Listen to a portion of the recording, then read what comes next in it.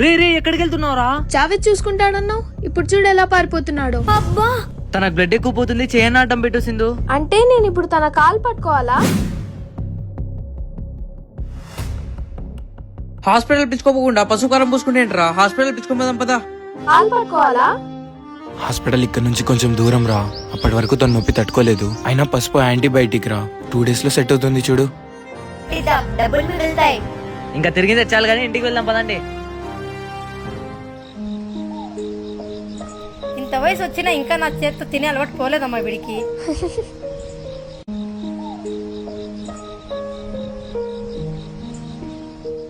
నేను కూడా మీ కూతురులాగే కదా, నాకే పెట్టారా?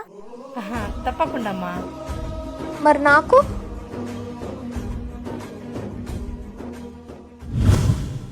చీ, ఏం చేస్తున్నావు? ఏమైంది సింధు? ఏంటా గలీజ్ పని? వీడియో నచ్చితే లైక్ చేయండి.